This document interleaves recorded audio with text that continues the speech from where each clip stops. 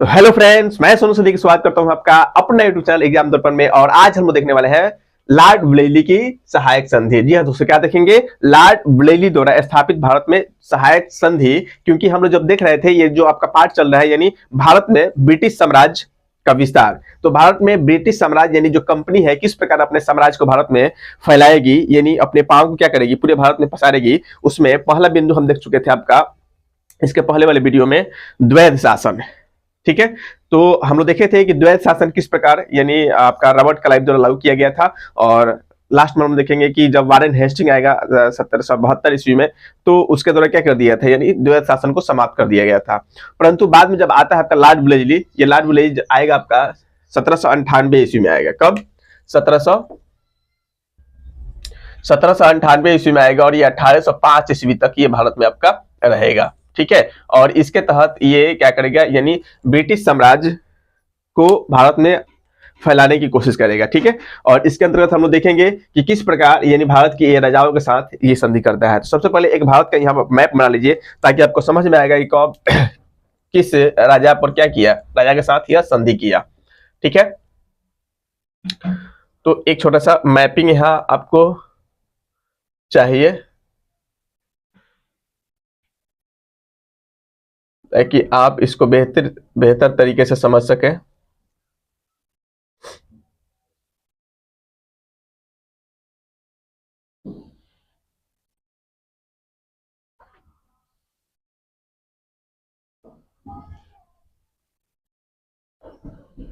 ये एक हो गया आपका छोटा सा भारत का मैप।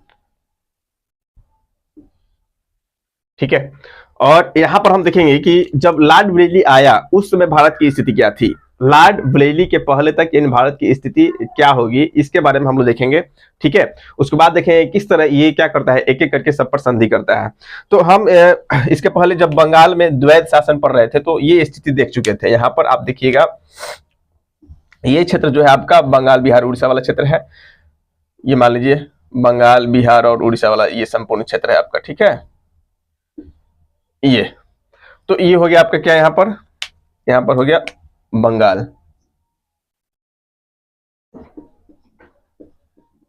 ये हो गया आपका बंगाल। बंगाल के नीचे देखेंगे तो यहाँ पर आपका अवस्थित था हैदराबाद का निजाम। इन क्षेत्रों में था आपका हैदराबाद का निजाम। ठीक है, ये था आपका हैदराबाद हो जाएगा, हैदराबाद। और यहाँ पर किसका शासन था, तो यहाँ हैदराबाद के निजामों का शासन चल रहा था। यहाँ पर थे आपका निजाम। ठीक है, और यहाँ पर आपका त्रावणकोट अवस्थित था। त्रावणकोट, ये वाला क्षेत्र त्रावणकोट का हो जाएगा, कर्नाटक के अंतर्गत था ये।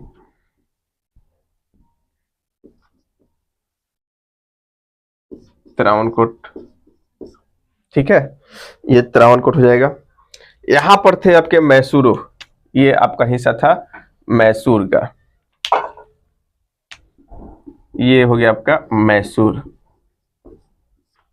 ठीक है, ये बंगाल हो गया, ये आपका हैदराबाद के निजामों का शासन था यहाँ पर। और ये हो गया आपका त्रावणकोट और ये हो गया मैसूर। इसके ऊपर अगर हम देखते हैं तो उस समय यहाँ पर पेशवाओं का शासन था। ये मराठा यानी पेशवा यहाँ पर शासन कर रहे थे। एक तरह से हम बोल सकते हैं ये संपूर्ण क्षेत्रों पर ये हो गया आपका मराठा, यानी बोल सकते हैं कौन, तो यहाँ पर पेशवा थे।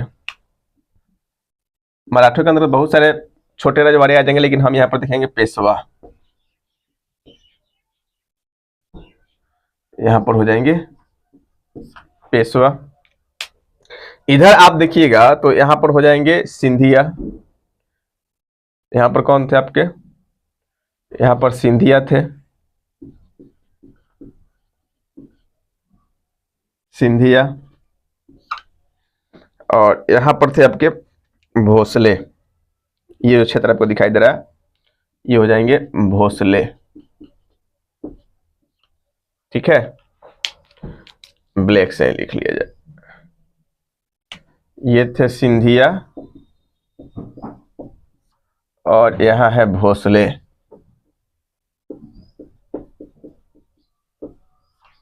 इंदौर में, ठीक है। तो ये भोसले हो गए, यहाँ पर सिंधिया हो गया। इधर आप देखिएगा तो अवध आ जाएगा आपका, ये हो जाएगा अवध वाला क्षेत्र, ये हो जाएगा आपका अवध, ठीक है। तो इस तरह यानी भारत के रजवाड़ों का यहाँ पर क्या था, शासन था। तो बंगाल की स्थिति यहाँ पर अभी क्या है वर्तमान में, वर्तमान में यहाँ बंगाल की स्थिति है कि बंगाल में क्या हुआ है, हम लोग देखेंगे कि बंगाल में को जीतने के लिए 2 युद्ध यहाँ पर हो गए हैं, ठीक है। यहाँ पर 3 बात आपको याद रखना है। एक तो यहाँ पर क्या होगा आपका प्लासी का युद्ध, फिर होगा बक्सर का युद्ध और इलाहाबाद की संधि। यहाँ पर याद रखना है प्लासी का युद्ध, ठीक है, और फिर हुआ आपका बक्सर का युद्ध, बक्सर का युद्ध और इलाहाबाद की संधि, इलाहाबाद की संधि। ये 3 काम हो चुका है यहाँ पर वर्तमान में, ठीक है। प्लासी का युद्ध कब हुआ था, तो ये 1757 ईस्वी में, 1757 को प्लासी का युद्ध हुआ है। बक्सर का युद्ध 1764 ईस्वी को, और इलाहाबाद की संधि 2 संधि हुई थी, इलाहाबाद की 2 संधि, प्रथम 12 अगस्त 1765 ईस्वी को और द्वितीय जो संधि हुई थी वो 16 अगस्त 1765 ईस्वी को। तो यहाँ पर याद रखना है 1765 में आपको याद रखना है, 1765 ईस्वी में, यानी 2 संधि आपको याद रखना है क्योंकि इसके पहले हम लोग इसके बारे में पढ़ चुके हैं। तो प्लासी का युद्ध ये करते हैं, प्लासी के युद्ध में जीतने के पश्चात हम लोग देखे थे कि भाई सिराजुद्दौला जो है वो गद्दी से क्या होता है, हट जाता है, उसकी मृत्यु, यानी मीर जाफर उनके प्रमुख जो सेनापति थे और उनके पुत्र मीरन और उसका मीरन का दोस्त यानी मोहम्मद बेग, यानी ये तीनों लोग मिलकर क्या करते हैं, यानी सिराजुद्दौला की हत्या करते हैं। हत्या करने के पश्चात यानी पुनः देखिएगा कि गद्दी पर बैठ जाता है मीर जाफर, परंतु मीर जाफर का विरुद्ध वहां की जनता जब करने लगती है, जब इनका शोषण अंग्रेज पूरी तरह से कर लेते हैं, इनके पास कुछ नहीं बचता है, तब अब क्या करते हैं पुनः, जब यानी यहाँ मीर जाफर के विरुद्ध में बंगाल में की जनता यानी विद्रोह करना शुरू करती है, तो इनको लगता है कि भाई इसको अब हटा दिया जाए गद्दी से, और इनके जगह पर हम देखेंगे पुनः लाया जाएगा मीर कासिम को। और मीर कासिम जब अपना विस्तार करना शुरू करता है मुर्शिदाबाद से, हम लोग देखेंगे कि मुंगेर गया, मुंगेर जाने के पश्चात क्या करता है, वहां पर अपना जो राजधानी थी यानी मुर्शिदाबाद से मुंगेर स्थापित करता है, उसको दुर्गीकृत करता है, बंदूक का फैक्ट्री खोलता है, आपका तोपखाना कारखाना खोलता है, ठीक है। ये अपने सेनाओं का गठन करता है, तकी खा और गोरी खा के नेतृत्व में, यानी सैनिकों को प्रशिक्षण देता है, अबाब कर लागू करता है, खिजरी जमा कर लागू करता है। तो इन सभी विकास के कार्यों को देखकर अंग्रेजों के नजरों में या अंग्रेजों के आंखों में बोल सकते हैं कि यह गड़ने लगता है। उनको लगता है कि भाई ये विकास कर रहा है दिन पर दिन, और हो सकता है कि आगे चलकर हमारे लिए क्या बन जाए, संकट बन जाए। तो पुनः मीर कासिम को ये पद से हटाने का प्रयास करते हैं। और उस दौरान यहाँ पर देखिएगा पटना में जो राम नारायण था वहाँ के सूबेदार, उनके द्वारा विद्रोह कराया जाता है, फिर राम नारायण की हत्या ये मीर कासिम करते हैं, ठीक है। उसके बाद पुनः अंग्रेज उन पर कार्रवाई कर देते हैं, और इस तरह से जेम्स के नेतृत्व में 4 यानी सूती का युद्ध, उदय नाला का युद्ध हुआ था, सूती का युद्ध हुआ था, उदय नाला का युद्ध हुआ था, आपका गिरिया का युद्ध हुआ था, पटवा का युद्ध हुआ था। इन सभी युद्धों में मीर कासिम पराजित हो जाता है और चला जाता है शाह आलम द्वितीय के पास, और पुनः वहां से तीनों सेनाओं को लेकर आता है, अवध की सेना को भी, शाह आलम द्वितीय की सेना को भी जो मुगल शासक थे, और मीर कासिम, तीनों की सेनाएं आती है। और फिर आपका देखिएगा 22 अक्टूबर 1764 ईस्वी को बक्सर में युद्ध होता है, और इस युद्ध में जो है भारतीय सेना, तीनों जो सेना है वो एक तरह से क्या होती है, पराजित हो जाती है, ठीक है। और जब ये बक्सर के युद्ध में ये जीतते हैं, जीतने के पश्चात अब क्या करते हैं, शाह आलम द्वितीय के साथ ये इलाहाबाद की प्रथम संधि करते हैं, और इलाहाबाद की द्वितीय संधि आपका होता है कब, तो 16 अगस्त 1765 ईस्वी को। पहला जो संधि होगा शाह आलम द्वितीय के साथ, आप इसके पहले हम ये वीडियो में पढ़ा चुके हैं, ठीक है। तो एक बार मैं फिर वहां से आपको क्या रिकॉल कर दे रहा हूं ताकि आपको कोई दिक्कत ना हो। तो 12 अगस्त 1765 ईस्वी को इलाहाबाद की प्रथम संधि होती है, और ये होती है शाह आलम द्वितीय के साथ, ठीक है। और शाह आलम द्वितीय के साथ जो ये संधि होगी, इसमें क्या बोला गया था, बोला गया था भाई आपको हम क्या करेंगे, 26 लाख प्रति वर्ष आपको एक तरह से पेंशन देंगे, आप आराम से बैठे रहिए और आपकी रक्षा के लिए हम काम करेंगे, ठीक है। और इसके बदले में क्या कर लिया जाता है, इलाहाबाद, आपका बिहार, बंगाल और उड़ीसा तीनों की दीवानी अंग्रेजों को मिल जाती है। इलाहाबाद और कारा जो है, अब देखिएगा द्वितीय जो इलाहाबाद की संधि होगी वो सुजाउद्दौला के साथ होगी, और उन पर 50 लाख रुपया फाइन लगाया जाता है, ठीक है। 50 लाख रुपया फाइन लगाया गया क्योंकि युद्ध में काफी क्षति हुई थी, 50 लाख रुपया इनसे ले लिया गया, और पुनः इनसे इलाहाबाद और कारा का जो क्षेत्र है ये ले लिया जाएगा, और ये इलाहाबाद और कारा दे दिया जाएगा शाह आलम द्वितीय को दे दिया जाएगा, इनसे लेकर सुजाउद्दौला से लेकर, ठीक है। और 50 लाख रुपया इनसे यानी इलाहाबाद द्वितीय संधि में सुजाउद्दौला से फाइन के रूप में लिया गया था, ये क्षेत्र ले लिया गया था। ठीक है, इनसे सारे संपत्तियों को क्या कर लिया जाएगा, छीन लिया जाएगा। ठीक है, और इनकी रक्षा के लिए यानी अंग्रेजी सेना क्या कर दिया जाएगा, नियुक्त कर दिया जाएगा। क्लियर, ये पॉइंट हम लोग देख चुके थे इलाहाबाद द्वितीय संधि।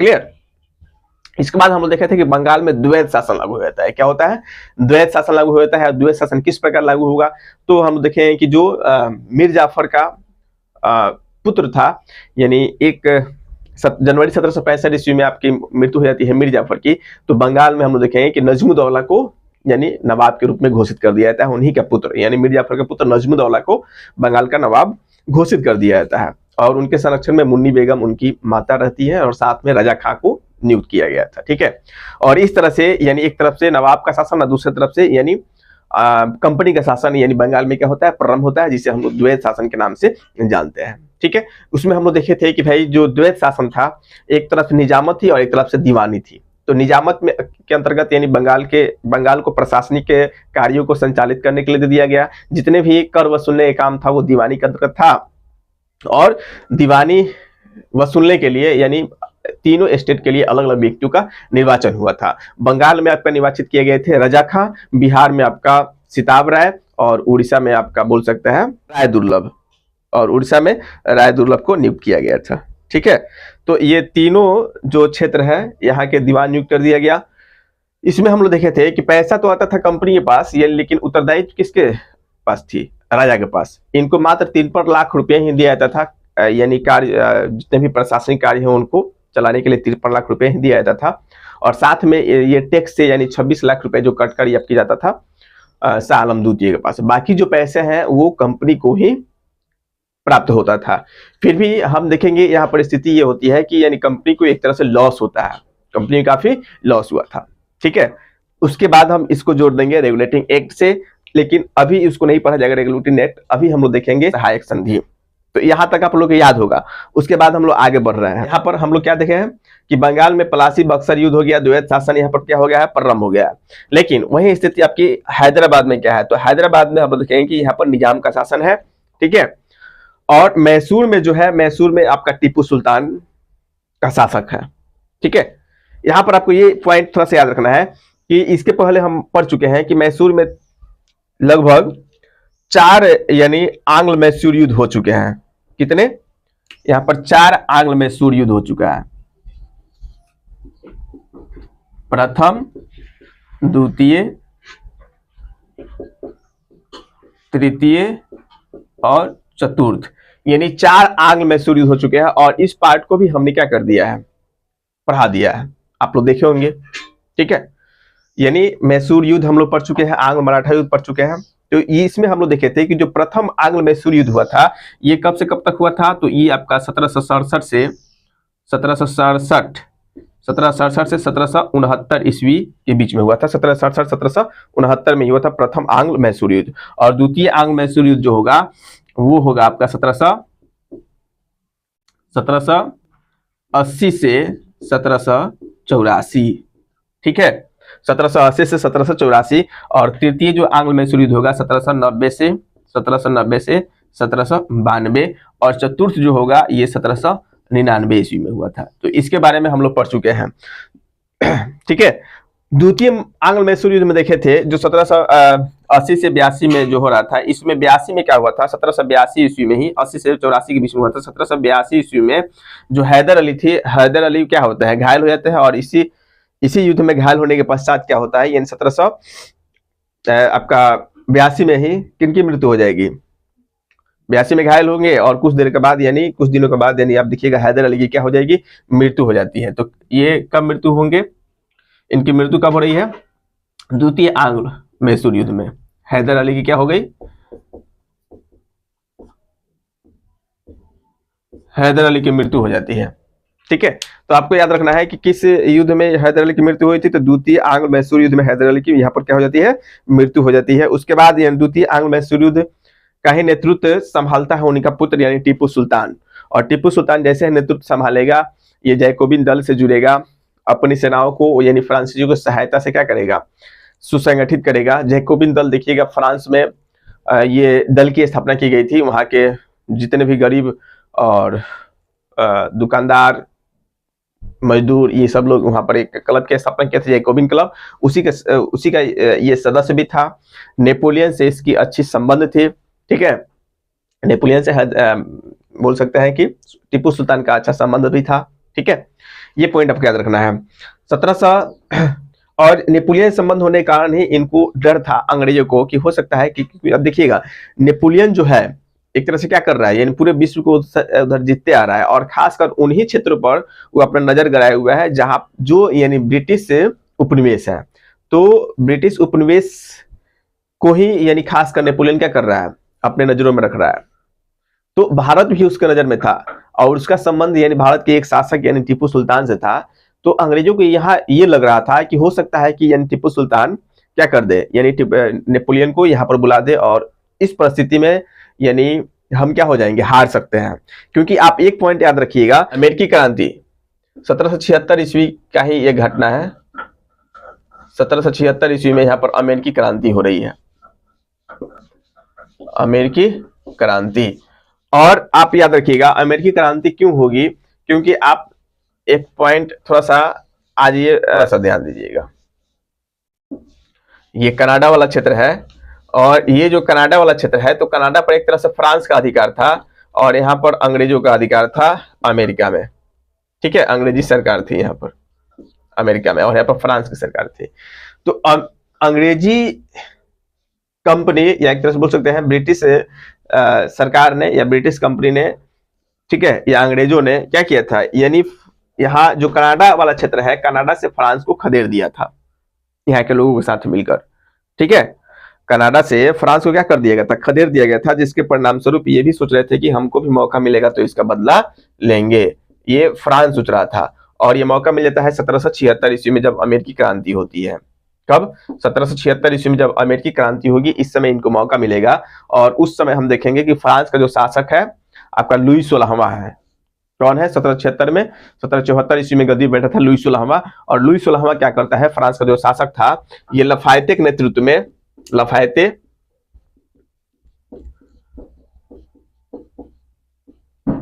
के नेतृत्व में अपनी सेना को ये अमेरिका की सहायता के लिए, अमेरिकी सपोर्ट के लिए, अमेरिका की जनता की सहायता के लिए अपनी सेना को अमेरिका भेज दिया था।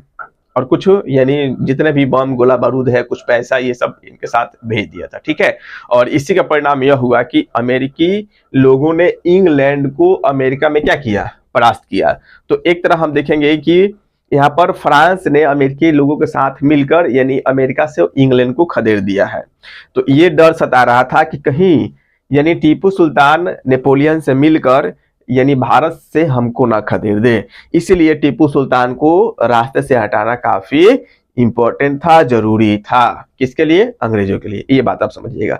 जिसके परिणाम स्वरूप यहाँ पर क्या होता है कि प्रथम आंग्ल मैसूर युद्ध होता है 1767 से 69, द्वितीय आंग्ल मैसूर होता है 1780 से 84, ये हैदर अली दोनों युद्ध लड़ेंगे, ठीक है। और तृतीय युद्ध होगा जो आपका टीपू सुल्तान लड़ेगा आपका 90 से 92, और अंत में आप देखिएगा चतुर्थ जो आपका आंग्ल मैसूर युद्ध होगा, उसमें टीपू सुल्तान जो है वो मारा जाता है। जब तक जिंदा रहेगा, जब तक जिंदा रहेगा तब तक ये अंग्रेजों की जो सहायक संधि है इसको स्वीकार नहीं करेगा। और ये चाह रहे थे, अंग्रेज चाह रहे थे कि यानी फ्रांसीसी कहीं अगर हम पर आक्रमण करते हैं तो उससे पूर्व यानी उससे पहले यानी भारत में जितने भी आपके राजे महाराजे हैं, रजवाड़े हैं, जितने भी राजा यहाँ शासन कर रहे हैं, उन सबसे क्या कर लिया जाए, सहायक संधि कर लिया जाए, ताकि अगर विदेशी या कोई यूरोपीय कंपनी हम पर आक्रमण करती है, चाहे फ्रांस हो गया, नेपोलियन हो गया, चाहे कोई भी कंपनी अगर हम पर आक्रमण करती है, तो उस परिस्थिति में हम क्या रहेंगे, यानी सभी राजाओं के साथ अगर हम संधि किए रहेंगे तो ये सभी राजाएं जो है उस समय अपनी सेना से हमारी सहायता करेंगे और हम क्या करेंगे, विदेशी कंपनियों को परास्त कर देंगे। इस क्रम में हम देखेंगे कि हैदराबाद के साथ ये संधि कर लेते हैं, त्रावणकोर के साथ भी संधि कर लेते हैं, पेशवा के साथ भी संधि कर लेते हैं, सिंधिया के साथ, अवध के साथ, भोसले के साथ, इधर गायकवाड़ भी है, गायकवाड़ भी आ जाएंगे कुछ दिनों के बाद, ठीक है, होलकर भी आ जाएंगे। तो ये सब लोग के साथ ये संधि करने का प्रयास करते हैं ताकि हमारी स्थिति भारत में मजबूत रहे और कोई विदेशी कंपनी अगर हम पर आक्रमण करे तो हम सभी राजाओं के सेना के साथ उस पर आक्रमण करके उसे पराजित कर दें। ठीक है, यही इनकी मंशा थी और इसलिए ये संधि करना, सहायक संधि करना चाहते थे, क्योंकि एक तरफ वो देख चुके थे कि यानी फ्रांसीसियों के हस्तक्षेप के कारण यानी अमेरिका जो है हमारे हाथ से निकल गया है, और दूसरी तरफ अगर अमेरिका निकल गया है तो भारत हमारे हाथ से नहीं निकलना चाहिए। ये पॉइंट आप याद रखिएगा। ठीक है, तो अभी हम देख रहे हैं केवल लॉर्ड ब्लेली के पहले भारत की स्थिति क्या है। तो लॉर्ड ब्लेली के पहले भारत की स्थिति क्या है? भारत की स्थिति ये है कि आप देखिए, प्रथम आंग्ल मैसूर युद्ध हो चुका है, द्वितीय आंग्ल मैसूर युद्ध, तृतीय आंग्ल मैसूर युद्ध हो चुका है। ठीक है, अब ये आएंगे 1798 ईस्वी में, तो चतुर्थ जो आंग्ल मैसूर युद्ध होगा ये वेलेस्ली के समय होगा। ये आपका लॉर्ड ब्लेली के समय होगा। ये कब होगा? लॉर्ड वेलेस्ली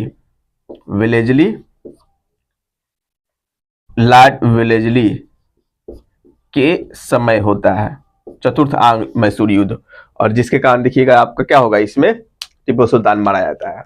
जब हम देखेंगे द्वितीय आंग्ल मैसूर युद्ध हो रहा था, तो उस समय जब हैदर अली लड़ रहा था, तो इस समय हम देखेंगे कि पेशवा भी क्या कर रहे थे, पेशवा भी अंग्रेजों के साथ लड़ रहे थे, यानी 1775 से 1782 ईस्वी के समय तक। 1775 से 1782 ईस्वी में पेशवा और मैसूर दोनों एक साथ यानी अंग्रेजों की तरफ, अंग्रेजों से लड़ रहे थे। यहाँ पर अंग्रेजी सरकार है, अंग्रेज है मान लीजिए बंगाल पर। ठीक है, तो ये पेशवा और मैसूर दोनों एक साथ लड़ रहे थे। जब ये देखे कि भाई अगर हम क्या करते हैं कि दोनों के साथ युद्ध लड़ते हैं तो इसमें हमारी पराजय हो सकती है। ठीक है, इसलिए आप देखिएगा 1782 ईस्वी में ही एक चाल चलेंगे, 1782 ईस्वी में, और पेशवाओं के साथ क्या कर लेंगे, ये सालवाई की संधि कर लिए, सालवाई की संधि कर लिए। और सालवाई की संधि के पश्चात जब 1782 ईस्वी में पेशवाओं के साथ क्या होता है, सालवाई की, मराठों के साथ सालवाई की संधि हो जाती है, तो उसके पश्चात तो देखिएगा कि हैदर अली जो है वो अकेला पड़ जाएगा और युद्ध में क्या होता है, 1782 ईस्वी में ये घायल हो जाता है।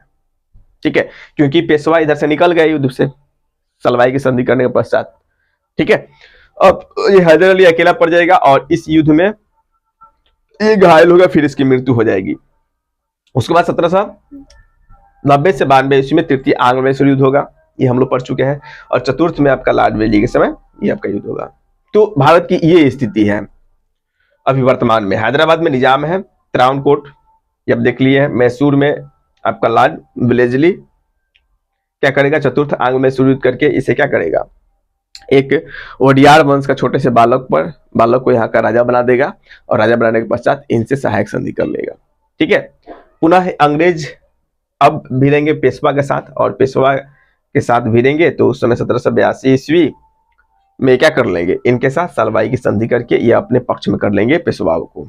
ठीक है, अब ये समझना है कि ये लॉर्ड वेलेस्ली के आने से पहले ये परिस्थितियां थी, यानी तृतीय आंग्ल में शुरू हो चुका था और ये आपके संधि भी हो चुका था, सालवाई की संधि। जब लॉर्ड वेलेस्ली आया तो देखा कि भाई अभी भारत में तो बंगाल में हम है ही, बंगाल में हमारी सत्ता है ही, और हैदराबाद जो है ये हमसे संधि कर ही लेगा, और इधर मैसूर में लगभग हमारा प्रभुत्व स्थापित हो सकता है, त्रावणकोट में हम है ही, और इधर मराठों के साथ यानी हमारी क्या हो गई है, संधि सालवाई की हो ही गई है। तो इस परिस्थिति में हमें युद्ध न करके क्या करना चाहिए, सभी राजाओं के साथ संधि करना चाहिए। ठीक है, और संधि का लक्ष्य तो देख ही लिया है, क्योंकि विदेशियों से इनका डर था, और इधर अंग्रेज भी, अमेरिका भी क्या हुआ था, इनसे छूट गया था। अब ये क्या करते हैं, सबसे पहले जब आएगा लॉर्ड वेलेस्ली तो निजामों के साथ, जो हैदराबाद के निजाम है इनके साथ संधि करेगा। और ये कब सहायक संधि करते हैं, तो सबसे पहले यानी सहायक संधि करने वाला व्यक्ति कोई है तो निजाम है, और ये किए थे 1798 में।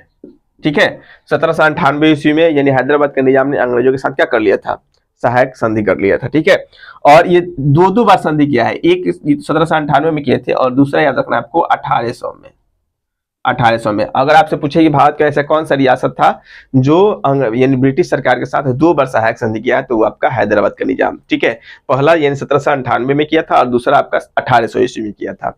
उसके बाद हम लोग देखेंगे त्रावणकोट के राजा भी क्या कर लिए थे, यानी 1799 ईस्वी में, 1799 ईस्वी में ये भी सहायक संधि कर लिए थे अंग्रेजों के साथ। ठीक है, तो ये क्रम आपको याद रखना है, 1799 ईस्वी में त्रावणकोट, और 1799 ईस्वी में आपका टीपू सुल्तान कि मृत्यु होने के पश्चात ओडियार वंश का एक शासक छोटा सा बालक के साथ क्या कर लिया गया 1799 ईस्वी में इनके साथ भी सहायक संधि कर लिया जाता है। कब? 1799 ईस्वी में ओडियार वंश के एक छोटे से बालक को गद्दी में बैठा दिया जाता है और उनके साथ संधि विलय पत्र पर हस्ताक्षर करा लिया जाता है। ठीक है, उसके बाद हम देखेंगे पेशवा जो है, पेशवा ये सहायक संधि कब करेंगे? तो ये आपका करेंगे 1802 ईस्वी में। 1802 ईस्वी में ये कर लेते हैं पेशवा। ठीक है, यानी जब पेशवा क्या करेंगे 1802 ईस्वी में यानी संधि करेंगे तो सिंधिया और भोसले दोनों क्या करेंगे? इनका विरोध करेंगे। ठीक है, और विरोध करने के पश्चात सिंधिया और भोसले दोनों यानी पेशवा पर आक्रमण कर देंगे। आक्रमण के पश्चात क्या होगा कि ब्रिटिश सेना और अब तो पेशवा जो है अंग्रेजी के सेना के साथ क्या हो गए हैं? संधि कर लिए हैं। तो संधि कर लिए हैं तो जैसे ही सिंधिया और भोसले इन पर आक्रमण करेंगे तो आक्रमण में इस युद्ध में देखेंगे कि सिंधिया और भोसले दोनों क्या हो जाएंगे? हार जाएंगे। आप ये वीडियो मैं पढ़ा चुका हूं, आप उसको देख लीजिएगा। ठीक है, तो सिंधिया और भोसले क्या होते हैं? युद्ध में हार जाते हैं। हारने के पश्चात यहाँ पर हम देखेंगे कि सिंधिया, आप देखिए सिंधिया में सी न धिया मतलब कितने शब्द है? 4 शब्द है। तो ये संधि करेंगे आपका 1804 ईस्वी में। ठीक है, और भोसले 3 शब्द है तो ये करेंगे 1803 शब्द 3 में।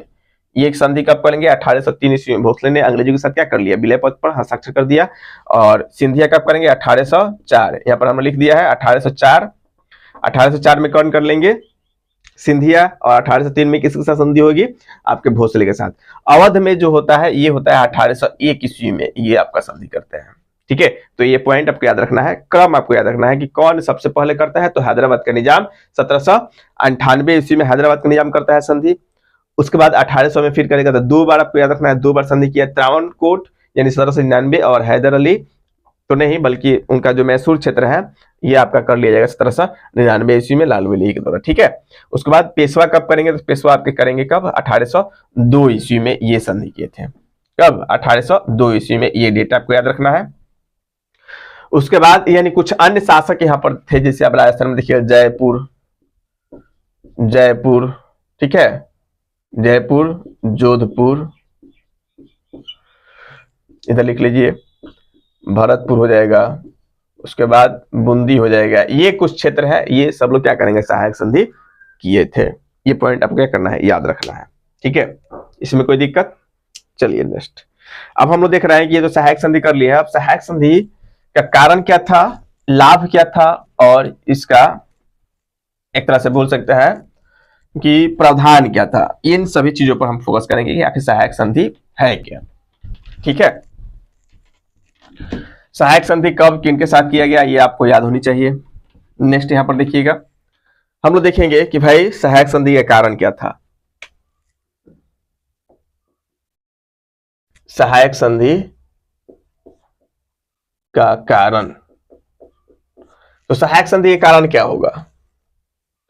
सबसे पहले तो बोल सकते हैं सहायक संधि के कारण में कि ब्रिटिश साम्राज्य का विस्तार करना चाहते थे। ब्रिटिश साम्राज्य क्या करना चाहते थे भाई? विस्तार। तो इसमें लिखेंगे कि ब्रिटिश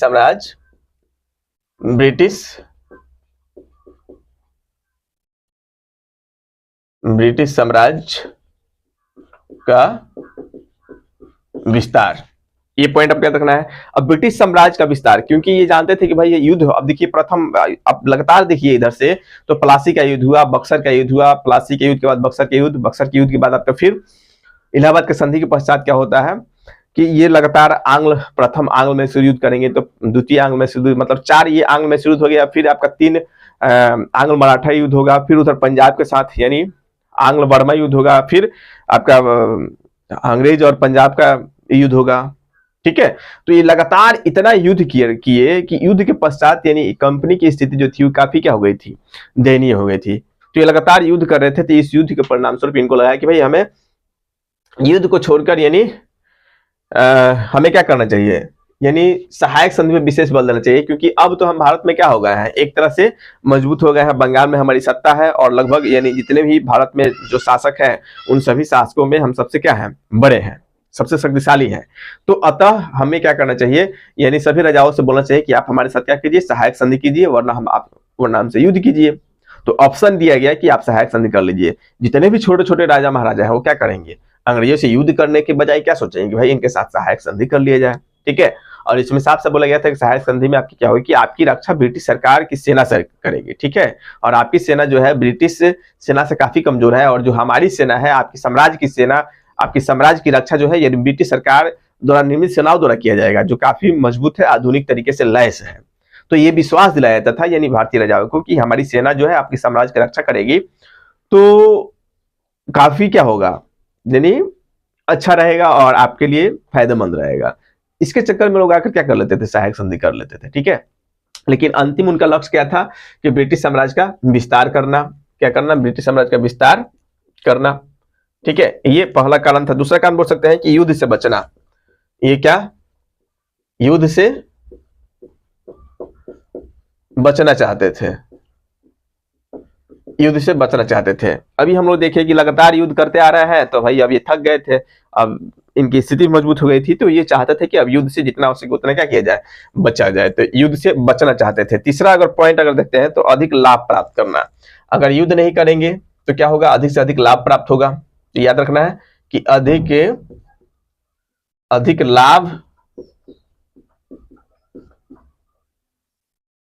लाभ प्राप्त करना चाहते थे, ठीक है। ये क्या करना चाहते थे, अधिक से अधिक लाभ प्राप्त करना चाहते थे। तो स्पष्ट बात है, युद्ध नहीं करेंगे तो खर्च नहीं होगा तो अधिक लाभ प्राप्त करेंगे। अगर मान लीजिए कि झगड़ा, कोई मुद्दा हो, वो झगड़ा से सॉल्व हो सकता है और एक समझौते से सॉल्व हो सकता है।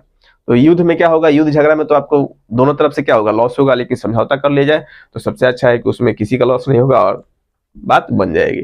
तो ये चाहते थे कि अधिक से अधिक लाभ प्राप्त करें और इसमें युद्ध को त्याग दिया जाए, ठीक है। तीसरे जो है, फ्रांसीसियों से डर था इनको, यानी फ्रांसीसियों से डर, फ्रांसीसियों से डर था। फ्रांसीसी या नेपोलियन बोल सकते हैं, नेपोलियन से डर, फ्रांसीसियों से डर या नेपोलियन से डर, ठीक है। क्योंकि हम देखते आ रहे हैं कि भाई 1776 ईस्वी में क्या हुआ था, 1776 ईस्वी में फ्रांसीसियों ने क्या किया था, अमेरिका के लोगों को उकसाया, सेना भेजा, पैसा भेजा, हथियार भेजा, और इन सबके परिणाम स्वरूप क्या हुआ कि इनकी स्थिति काफी दयनीय हो गई और अमेरिका से क्या होना पड़ा, इनको भागना पड़ा। तो इनको डर था कि भाई इधर टीपू सुल्तान भी किससे मिल रहा है, नेपोलियन से मिल रहा है, जैकोबिन दल का सदस्य बना हुआ है, तो हो सकता है कि नेपोलियन की सहायता करके क्या कर दे, नेपोलियन के यहाँ बुलाए और ये दोनों मिलकर हम पर आक्रमण करते हैं, हमारी सत्ता खत्म हो जाए, ठीक है। तो इनसे डर था कि भाई इसके पहले हम क्या कर ले कि देश के यानी भारत में जितने भी रजवाड़े हैं सबसे संधि कर ले और सभी की सेनाओं का उपयोग हम नेपोलियन के विरुद्ध में कर देंगे या फ्रांसीसियों के विरुद्ध में करेंगे, तो उस समय ये लोग क्या हो जाएंगे, हार जाएंगे। ब्रिटिश साम्राज्य का विस्तार करना, युद्ध से बचना चाहते थे और अधिक से अधिक लाभ प्राप्त करना चाहते थे, फ्रांसीसियों से डर था, ठीक है। ये आपका कारण हो जाएगा, ठीक है, ये कारण में आप डाल लीजिएगा सहायक संधि का कारण। उसके बाद अगर देखा जाए तो सहायक संधि का प्रावधान क्या था, प्रावधान, सहायक संधि का प्रावधान, इस पॉइंट को भी लिखिएगा। सहायक संधि के प्रावधान के अंतर्गत तो इसमें क्या क्या होता था, तो सबसे पहले आप लोग तो जन्मे करते हैं भाई कि अगर सहायक संधि होगी तो इसमें आपको क्या क्या करना पड़ता था। तो सबसे पहले कि जो राजा है उनकी सेना को क्या कर दिया जाएगा, भंग कर दिया जाएगा, और ब्रिटिश सेना की नियुक्ति की जाएगी और वही ब्रिटिश सेना क्या करेंगे, यानी राजा की साम्राज्य की रक्षा करेंगे। पहले तो ब्रिटिश सेना का निर्माण होगा, जो राजा की सेना है उसको क्या कर दिया जाएगा, भंग कर दिया जाएगा।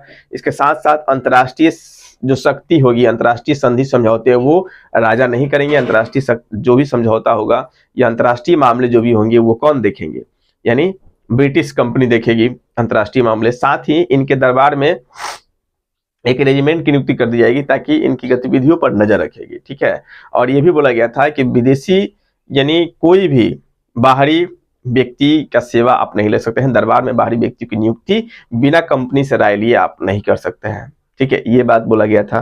तो ये प्रमुख बात जो है वो इसमें क्या कर देना है, आपको नोट कर देना है। सबसे पहले क्या बोलना है कि राज्य की सुरक्षा के लिए अंग्रेजी सेना की स्थापना की जाएगी। राज्य की सुरक्षा के लिए अंग्रेजी सेना की स्थापना की जाएगी। पहला पॉइंट याद रखना है कि राज्य की सुरक्षा के लिए अंग्रेजी सेना की स्थापना की जाएगी, ठीक है। दूसरा पॉइंट याद रखना है कि राज्य की सेना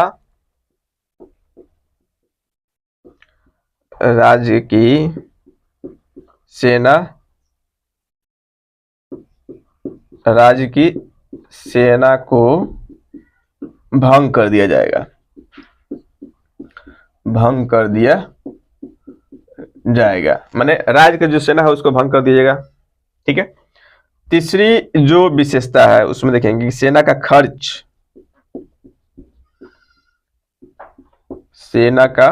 खर्च राज्य ही देगा, स्पष्ट रूप से सेना का खर्च जो है राज्य देगा, राज्य देगा। ये नगद भी हो सकता है, ये नगद या क्षेत्र के रूप में हो सकता है। अब देखिए सेना का खर्च जो होगा वो किनको देना पड़ेगा, सेना का खर्च जो भी सेना का गठन किया जाएगा राज्य की सुरक्षा के लिए, ब्रिटिश सेना जो गठन करेगी उसका पूरा का पूरा खर्च यानी राज्य ही देगा, वो राजा ही देगा। और उसके लिए चाहे वो नगद रुपया दे सकता है या वो क्षेत्र देगा। क्षेत्र कैसा, संप्रभु क्षेत्र, जिस पर कोई विवादित मतलब कोई विवादित क्षेत्र ना हो, पूरा का पूरा उस पर आपका अधिकार हो, वही क्षेत्र आप क्या कर सकते हैं, दे सकते हैं। और वहां से हम कर वसूल कर सेना के खर्च हम क्या कर लेंगे, निकाल लेंगे। अंग्रेजों का ऐसा ही मांग था। तो तबियत ठीक नहीं है, गला फंस रहा है, ठीक है। तो नगद के रूप में दे सकते हैं या क्षेत्र के रूप में दे सकते हैं, ठीक है। अगर आप क्षेत्र के रूप में देना है तो वैसे क्षेत्र को देना है जिस पर कोई विवाद ना हो, वो पूरा का पूरा क्षेत्र आपके अधीन हो, ठीक है, ऐसे क्षेत्र को देना था। तीसरी विशेषता देख सकता है कि विदेशी नीति यानी विदेश नीति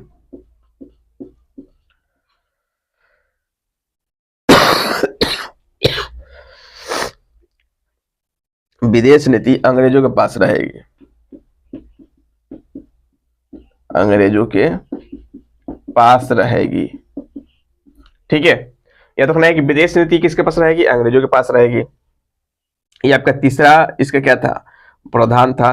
चौथा प्रधान बोल सकते हैं कि बिना अनुमति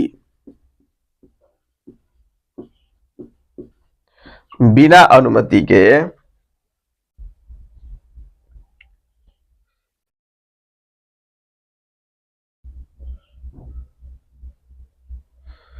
बिना अनुमति के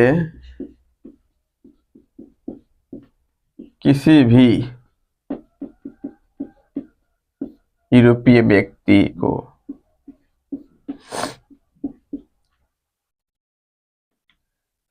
दरबार में या सेना में नियुक्त नहीं कर सकते हैं। अब इनको डर था, ये हो सकता है कि विदेशी व्यक्तियों में किसी फ्रांसीसी को ये दरबारी नियुक्त कर दे और वो कुछ और बोले और हम कुछ और बोले, हो सकता है राजा को उनके बात पे विश्वास हो जाए तो मामला बिगड़ जाएगा।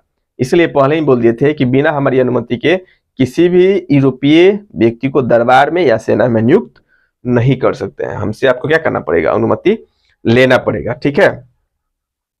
ये आपकी कुछ यानी सहायक संदेह क्या थे, प्रावधान थे। इन सभी प्रावधानों को आपको याद रखना है, ठीक है। नेक्स्ट मिटा दे इसको। याद रखना सहायक संधि के कारण क्या थे, तो ब्रिटिश साम्राज्य का विस्तार करना, युद्ध से बचना चाहते थे, अधिक से अधिक लाभ प्राप्त करना चाहते थे, फ्रांसीसियों से डर था, नेपोलियन से डर था, इसलिए ये सहायक संधि करके अपनी शक्ति को मजबूत करना चाहते थे। उसके बाद अगर पूछे कि प्रावधान क्या था इसका, तो राज्य की सुरक्षा के लिए अंग्रेजी सेना को क्या कर दिया जाएगा, समाप्त कर दिया जाएगा, राज्य की सेना को भंग कर दिया जाएगा, सेना का खर्च यानी राज्य को देना होगा और नगद या मतलब क्षेत्र के रूप में ये खर्च हो सकता है।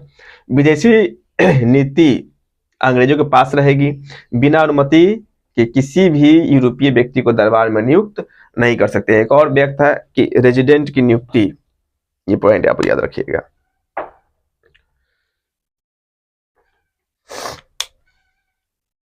अंग्रेजी रेजिडेंट दरबार में नियुक्ति,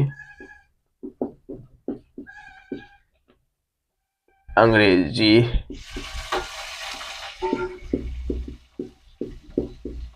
रेजिडेंट की दरबार में, अंग्रेजी रेजिडेंट की दरबार में नियुक्ति, ये बात बोला गया था। और ये भी बोला गया कि जो रेजिडेंट होंगे वो यानी आंतरिक कार्यों में हस्तक्षेप नहीं करेंगे। ठीक है, ये आपको याद रखना है कि बोला गया था कि जो रेजिडेंट होंगे, रेजिडेंट राजा के आंतरिक मामलों में हस्तक्षेप नहीं करेंगे, हस्तक्षेप नहीं करेंगे। ये बोला गया था कि जो रेसिडेंट्स जो चुने जाएंगे रेजिडेंट, वो मतलब केवल विदेशी मामले देखेंगे, आंतरिक मामले में कोई हस्तक्षेप नहीं करेंगे। लेकिन क्या होता है कि राष्ट्र की सुरक्षा के नाम पर ये हर मामले में क्या करना, ये टांग अड़ाना शुरू कर दिए थे। तो राजा चाह कर भी यानी जनता के कार्यों को नहीं सुन सकता था, नहीं उसके प्रति उत्तरदायी था, क्योंकि कुछ भी ऐसे बात आता तो ये बोल देते भाई ये सुरक्षा को लेकर ये खतरा होगा, इसलिए इस पर आप कोई फैसला न ले, रोक दिया जाता था इनको। तो ये सभी प्रावधान हो जाएंगे। ये तो आपका सहायक संधि का प्रावधान हो गया, ये कारण हम देख लिए। ठीक है, आप इसका स्क्रीनशॉट ले लीजिए ताकि हम इसको मिटाएं। चलिए मिटा दें इसको। नेक्स्ट देखेंगे कारण और प्रावधान देख लिए। अब इसे ब्रिटिश कंपनी को लाभ क्या होगा, लाभ क्या हुआ, सबसे पहले ये पॉइंट देखेंगे कि लाभ क्या हुआ था।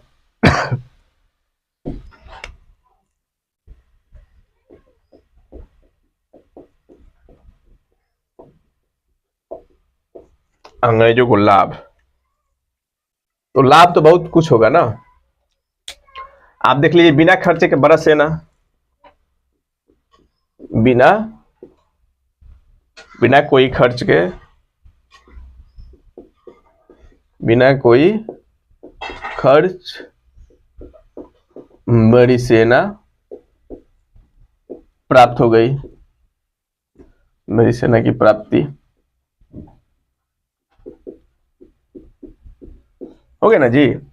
क्योंकि आप जितने भी स्टेट हैं, जितने भी राजा हैं, उनके साथ अगर सहायक संधि किए हैं तो आप तो अपनी मनमानी, अपने मन से यानी जितने बड़ा सेना का निर्माण कर सकते थे आधुनिक तरीकों से, लैस गोला बारूद सब के पास। देखेंगे कि पैसा तो इनकी जेब से नहीं जा रहा है, पैसा जा रहा है राजा की जेब से।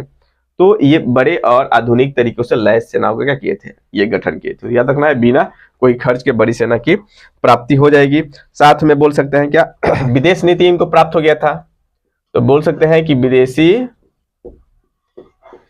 नीति से साम्राज्य के विस्तार में मदद मिलेगा, साम्राज्य के विस्तार में मदद होगा ना जी। अब मान लीजिए विदेशी नीति जब इनको प्राप्त हो गई है तो अब तो भाई बाहरी कोई अगर यूरोपीय कंपनी, दूसरी कोई यूरोपीय कंपनी आए तो हस्तक्षेप नहीं करेगी, उनका एक तरह से प्रभुत्व ही क्या हो जाएगा, समाप्त हो गया। फ्रांसीसियों का, पुर्तगालियों का, डचों का, ये सब लोग एक तरह से यहाँ पर देखेंगे कि तटस्थ हो गए। ठीक है, तो बोल सकते हैं कि विदेशी नीति से साम्राज्य के विस्तार में काफी इनको मदद मिला। राज्य में अंग्रेजों का हस्तक्षेप बढ़ा, राज्यों में अंग्रेजों का हस्तक्षेप बढ़ा। ठीक है, नेपोलियन का भय समाप्त हो गया, नेपोलियन का या बोल सकते हैं फ्रांस का जो भय था इनके मन में, भय क्या हो गया, समाप्त हो गया, समाप्त। अधिक आर्थिक लाभ,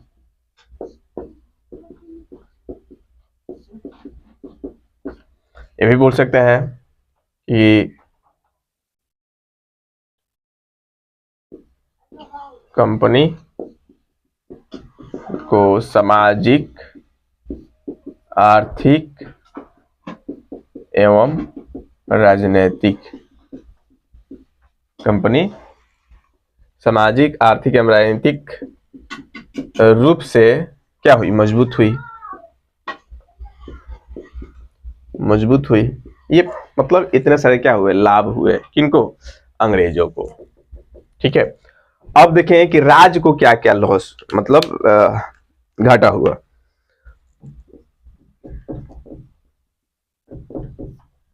राज्यों का नुकसान।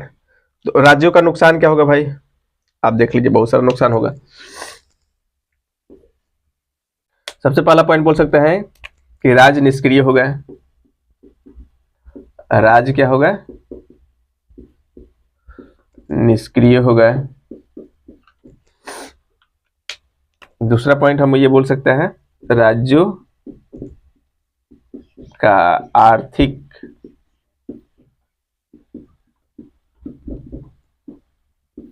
सामाजिक एवं राजनीतिक पतन हो गया। राजनीतिक पतन हो गया। और कुछ हो सकता है, कृषि, व्यापार, उद्योग का भी क्या हो गया, पतन हो गया। यह हम बोल सकते हैं कि अंततः राज्य अंग्रेजों के अधीन हो गए। राज्य एक तरह से क्या हो गए, अंग्रेजों के अधीन हो गए। सेना बेरोजगार हो गए। सेना क्या हो गए, बेरोजगार हो गए। और यही सेना पिंडारी के रूप में लेंगे, मतलब लुटेरे। जब बेरोजगार हो जाएंगे तो क्या, चोरी चमारी बढ़ने लगा, चोरी करने लगे, मतलब एक तरह से डाकू का रूप धारण कर लिया। ठीक है, तो ये बहुत सारा क्या हुआ था, आपका बोल सकते हैं कि लॉस हुआ था। ठीक है, तो उम्मीद करता हूं ये आपको समझ में आया होगा। फिर मिलते हैं अगले वीडियो में, तब तक के लिए धन्यवाद। जय हिंद दोस्तों।